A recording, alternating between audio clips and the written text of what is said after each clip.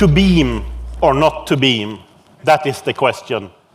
Whether it's nobler in the code to suffer the slings and arrows of an unknown system, or to take arms against a sea of inefficiencies, and by understanding them, end them. To let it crash, aye, there is the rub. For in that crash, what problems do we hide? I believe strongly that learning the beam and the internals of the beam will make you a stronger and more capable programmer. And today I'm going to take you through some war stories from my 30 years within the airline community, and some things that I discovered in the beam during this time. So back in 1994, that's 30 years ago, I did my third year of master studies in computer science in Uppsala. And that's where I was introduced to Erlang for the first time. I had been programming since 1980, but I decided to go to Uppsala to study because they still taught Prolog and Lisp. And I was certain that if I learned Lisp, it would kickstart my career as an adventure game programmer. That was my goal. One of the reasons I was interested in learning new languages, well, new, but languages such as Lisp was from my experience as an exchange student in California. So as you might have guessed from my accent, English is not my native language. So when I got to California and started speaking English all the time, I needed to translate back and forth between Swedish and English. But after about 2 months, I actually started thinking in English.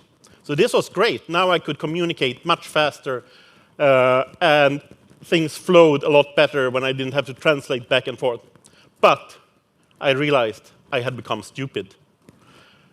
Because when thinking in English, I didn't have the vocabulary that I was used to. So there were a lot of thoughts that I sort of thought I was going to think, but I couldn't think them because I didn't have the words and the language for it. So this made a great impression on me, on the importance of languages, and I think it also is very important for programming languages, to know your programming languages and also to know how your programming languages work far down into the machine that you're running on. So I wanted to learn some new languages. I moved to Uppsala, started computer science program there, and that was a nice place because every course in the computer science program in Uppsala was in new language. So we had to learn new programming languages all the time.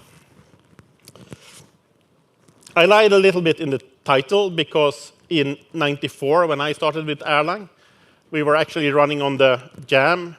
The Beam didn't really come until 1998. Then it became the standard implementation instead of the Jam. And for a long time, Jam and Beam coexisted in the same runtime system, and you could sort of choose when you compile it which version you wanted to run.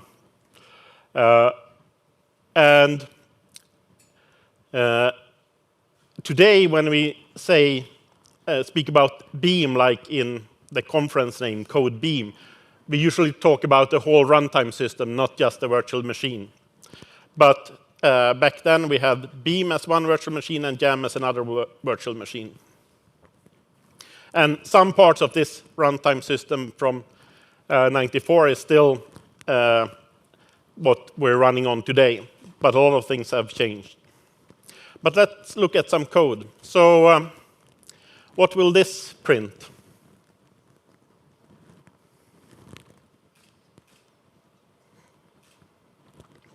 I understand that you don't really want to say because we don't know. Because the evaluation order of arguments to a function is undefined in Erlang. So it might print A and then B, or it might print B and then A. Now, running the beam and the compiler we have today, it will print A and then B. But an optimizing compiler might do it differently. So IO format you might not use, but what if you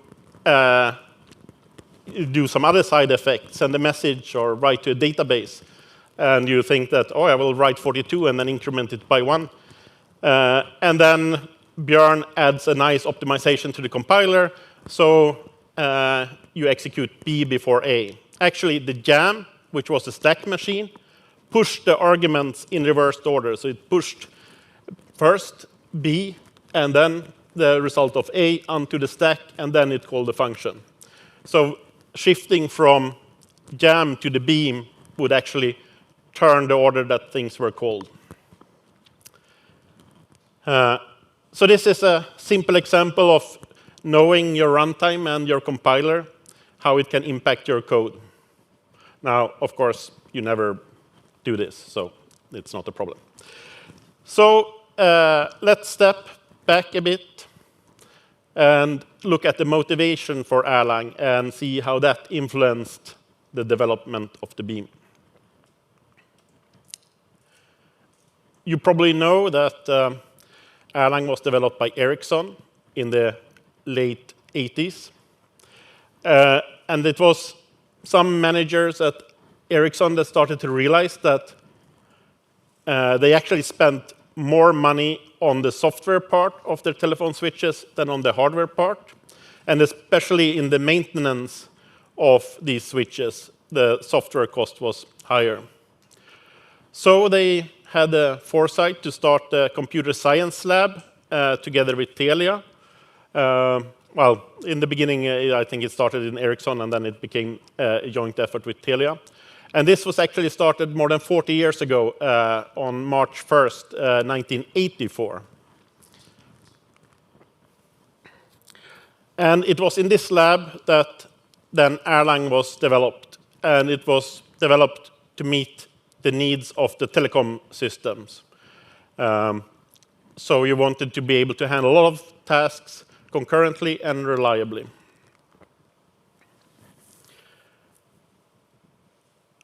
One of the requirements that they had on the system was high availability. So it should always be running. Sort of real-time capabilities, setting up calls and tearing down calls.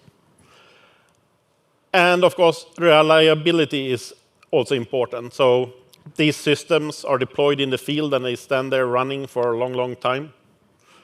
And if some components fail, they should keep on running.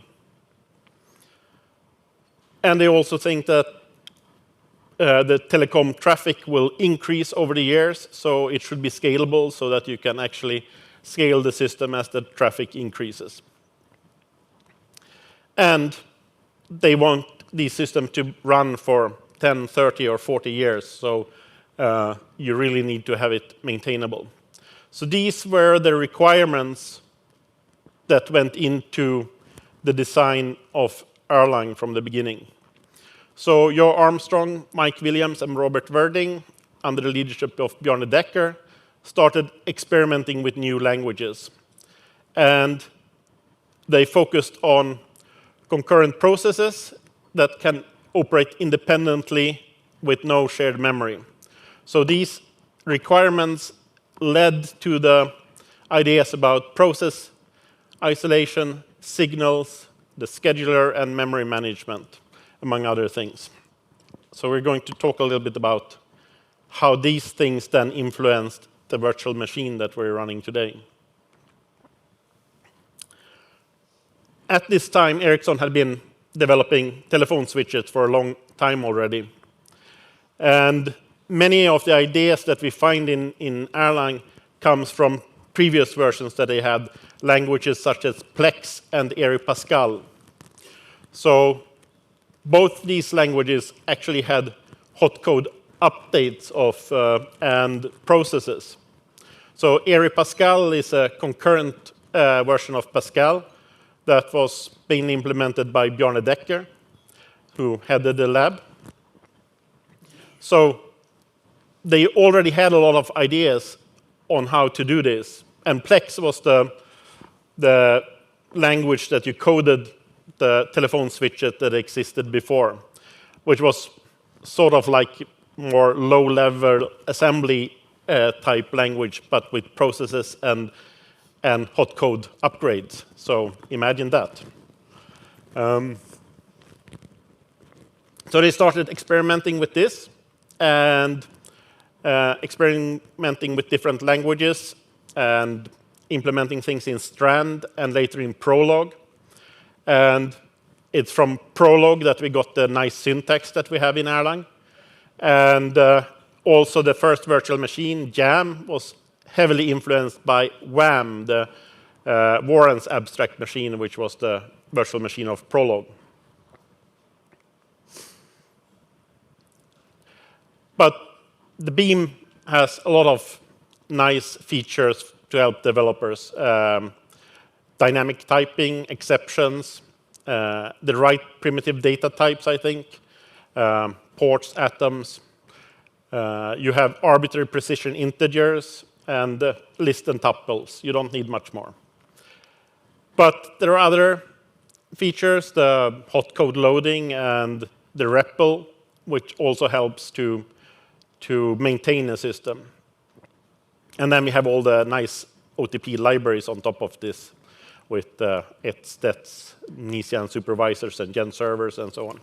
But still, it's the concurrency that makes it easy to build these highly available, reliable, scalable, and most important, maintainable systems that we like.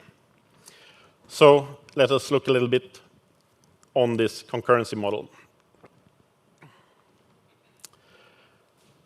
Process is isolation. That's the fundamental feature of the Beam, I would say. So this is the foundation of all other features. Process isolation ensures that one process cannot access the memory of another process directly. And if one process crashes, it doesn't affect any other process. And Joe Armstrong believed that process isolation is the most natural way to model the world, as opposed to, for example, object-oriented languages. And he argued, for example, that people do not have direct access to another person's thought and memories. And in the same way, we see processes that don't have this direct access. In object-oriented languages, you can often actually get direct access to another object's memory. And as a result, you can change the state of another object a little bit behind its back. And this usually ends up very badly. I say that the lack of process isolation is the root cause of the rising popularity of microservices. So if you don't have the nice features of the Beam, you have to make services independent by running them in a whole independent container and keeping things so that you cannot mess with the memory or the things that you shouldn't mess with. So you build microservices instead of nice, simple processes as we have in Erlang. So let me tell you a story from back at my Klarna days. So Klarna handling transactions from e-commerce sites. And we upgraded to R15B and discovered a slowdown of the system, a significant slowdown. So transactions started to time out, and the CPU uses were going through the roof. We hadn't changed our code.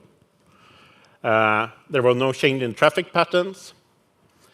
We didn't see anything interesting in any logs or anywhere. So we looked everywhere, but We didn't see it really in the test system that didn't have this much traffic.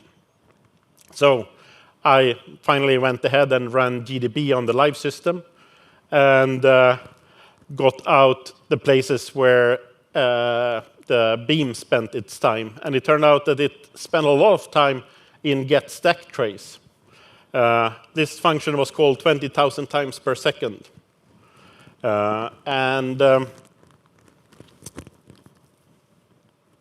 This was because of one heavily used library for matching on things, which used a throw-catch pattern in order to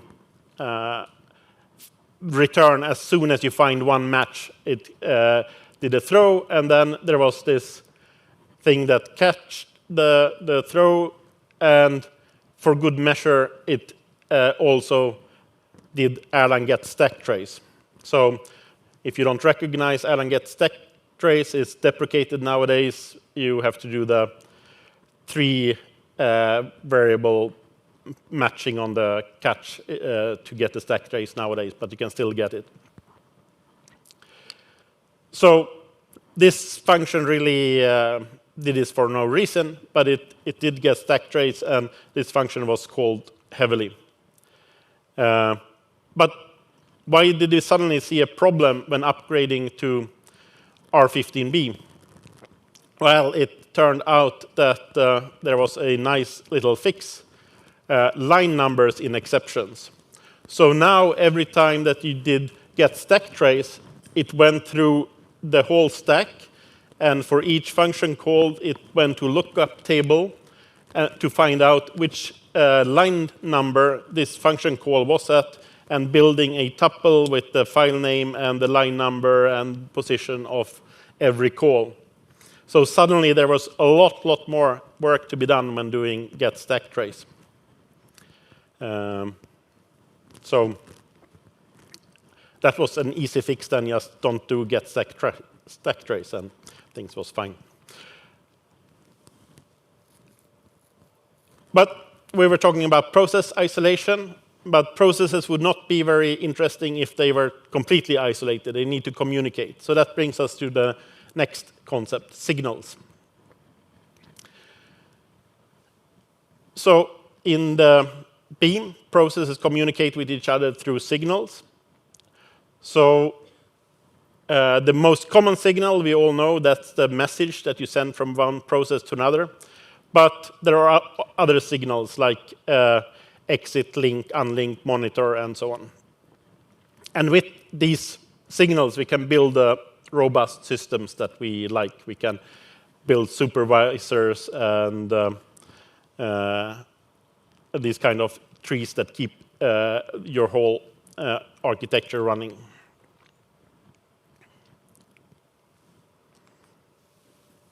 So I have a little story about signals also. So in Klarna, back in 2010, can talk about it now, there were some merchants that sent in batch files. So every night we got this large file in XML. And some merchants had huge sales. So we had to parse this XML. And sometimes there was an error in the XML. And we had built this with the let it crash principle. So if the XML parser didn't really work, it just crashed, caught the signal, and indicated that this file is bad. Let's tell the merchant and merchant support, and they can then fix their generation of the XML and send the right file the next day. But there was one little problem, that when this process crashed, it sent a signal to its supervisor. So in Erlang, we have this really nice thing with sharing. So if you have a list, for example, and then you create a tuple where you have this list twice, it doesn't take out much extra space because you only see that list once. And you can see in this example that the size of the term t is just 9, but if you do the flat size, it's 15. So that's the size of the actually having two lists. And the XML parser had a lot of strings in them that basically were the same, which were shared, and it kept this huge thing in a small amount of memory because it was all actually just the same data. But what happens when you send a term to another process? Yeah, then the sharing expands. So suddenly this pretty big XML term turned into a really, really big XML term, and the system crashed. And of course, there's always more than one problem, so I'll get back to why in a little while. You can try to write this code in your shell, and if you emit the OK at the end, you might not get your shell back. So let's talk about schedulers. The Beam and the Jam also, of course, had concurrent processes as a scheduler from the beginning. And how it worked is that each process gets to run for a little bit slice of time, and then another process gets to run. So this is called reductions in the Beam. So each process gets about 4,000 reductions, and each function call is a reduction.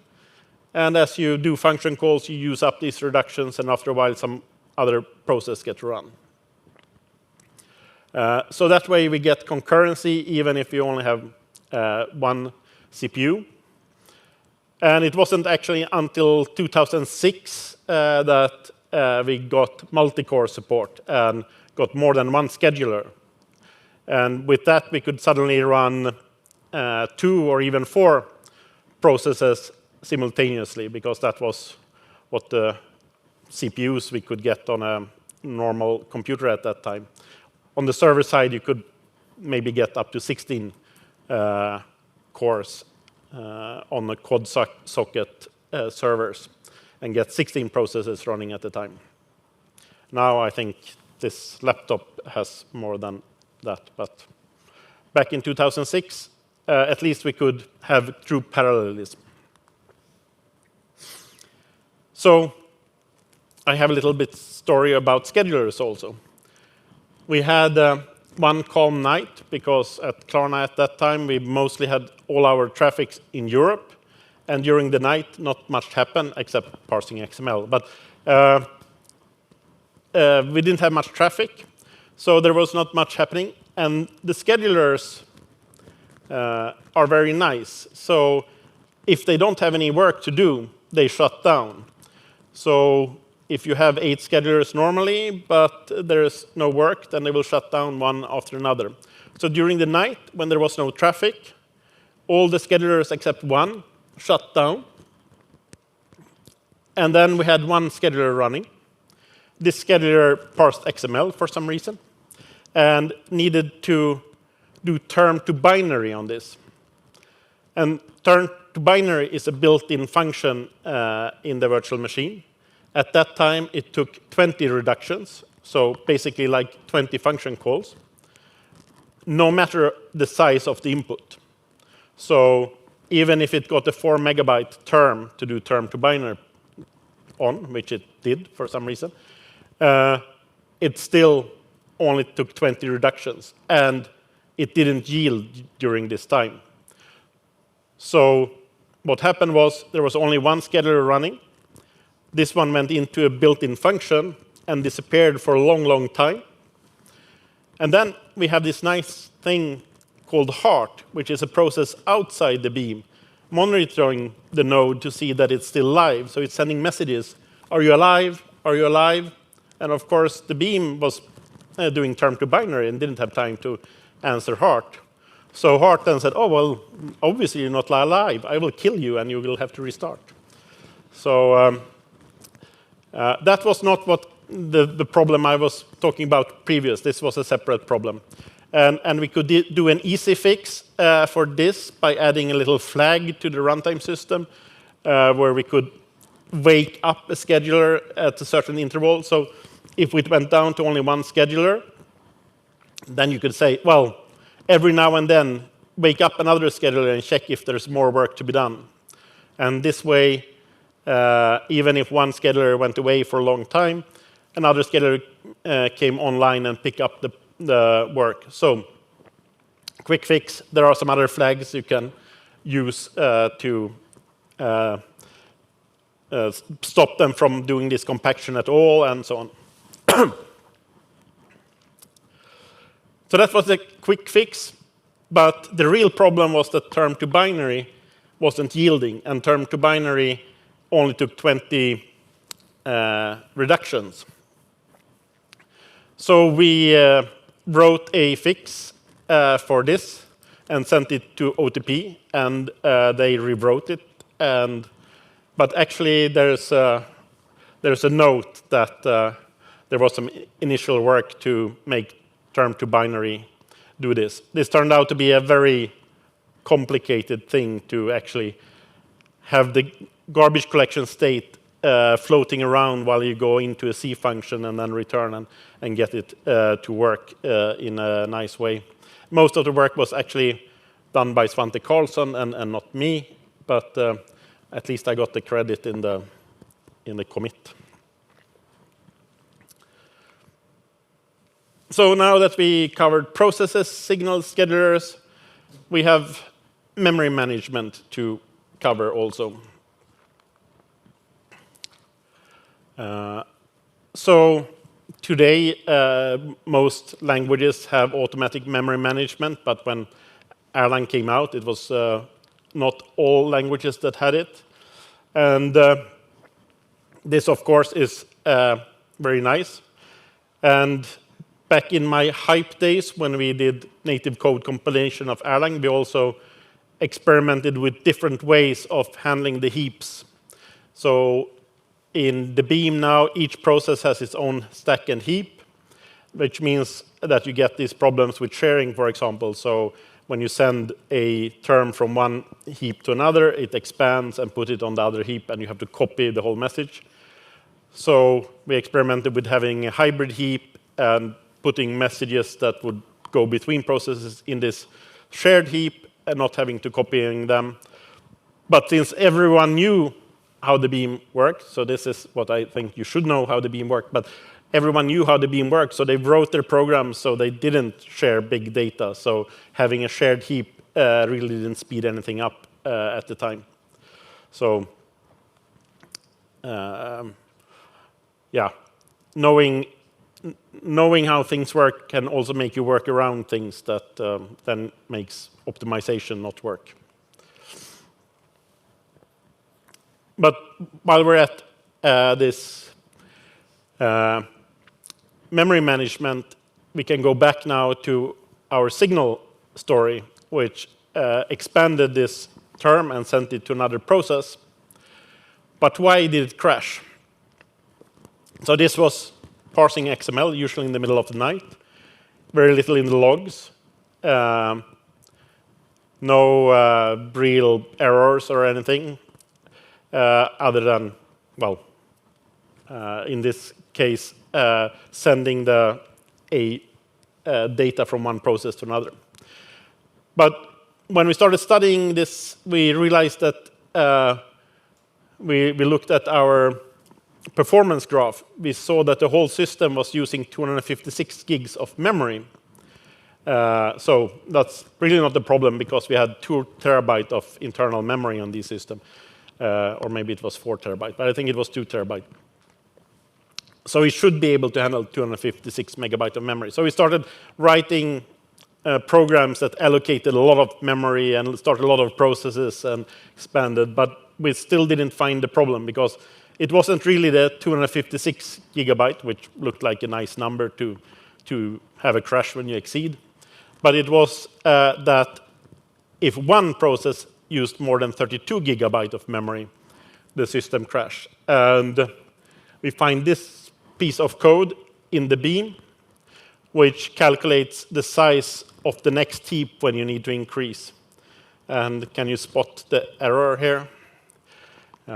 Not so easy because you probably don't know what a uint is, but a uint is a 32-bit pointer, so it can only handle 32 gigabyte of memory addresses. So fix was to increase this to 64, and we wrote a patch and sent it to OTP, and they completely rewrote it, and they rewrote a lot of other things, also how the heap grows at this time a little bit.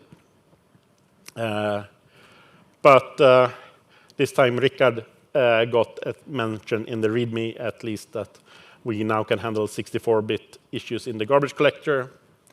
And that was a nice fix for, but I think there were a few other systems that could actually have 32 gig processes than the Klarna system at that time. But now anyone can do it if they want to. And I have one last story. We used hot code loading in order to upgrade the system while it was running. And one day, the system started falling over, basically every second time we upgraded the system. And of course, nothing in the logs. And we started testing this in the developer machines, and we couldn't really find anything. But we noticed that it was when we updated the credit policy that we had this problem. And at that time, the credit policy was written in a domain-specific language that we have implemented at Klarna, and that made it easy for business people to write rules about credit policies.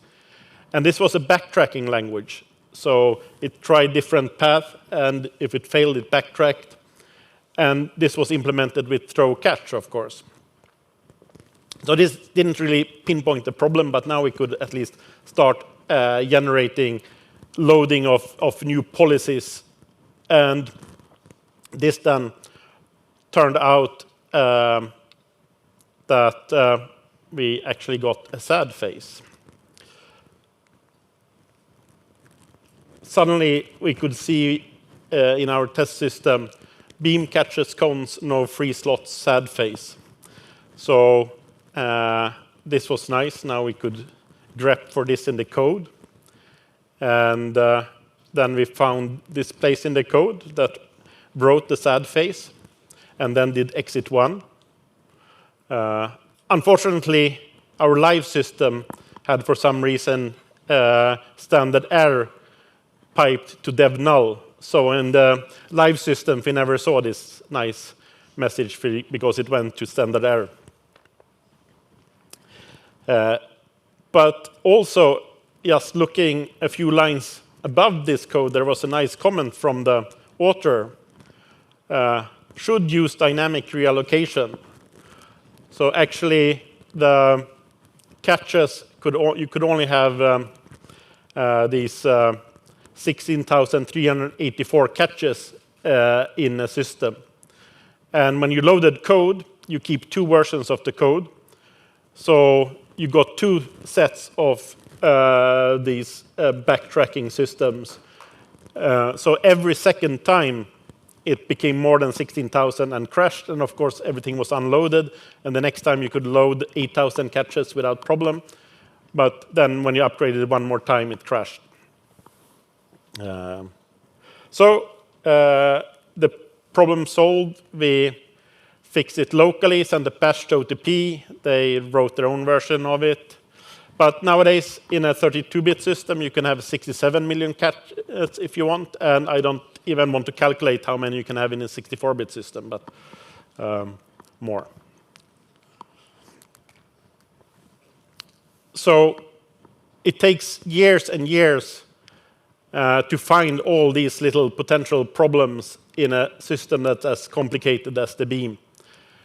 Unfortunately, we have had 30 years of continuous development of the beam by the OTP team and by some other users of the system.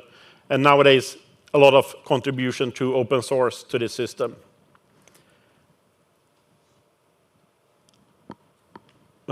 So that's basically it. Beam have been developed for a long time. We're getting closer to having a bug-free environment. And you will be a better programmer if you know more about the Beam.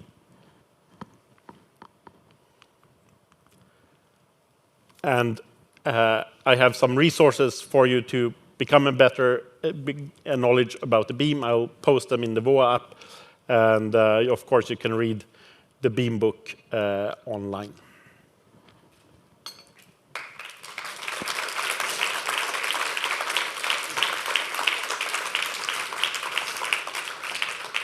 Thank you so much for this, Erik. And just going on the Beam book, we actually got a question for that. On the Beam book on GitHub, from the feedback that you received, which one was the most interesting or most memorable kind of feedback that you got? Oh, I don't know if I got. So I got a lot of nice patches, which I'm thankful for. But well, the usual feedback is, when is it going to be finished? And yeah, I don't know. I don't have too much time to write on it, unfortunately. Yeah, so you like to receive PRs on that, and yeah. I guess everyone is encouraged to read it. And fortunately now the new OTP documentation has also become a lot better and going into a lot of the details of how things works. So a little bit of the need of the Beam book is going away with all the better documentation.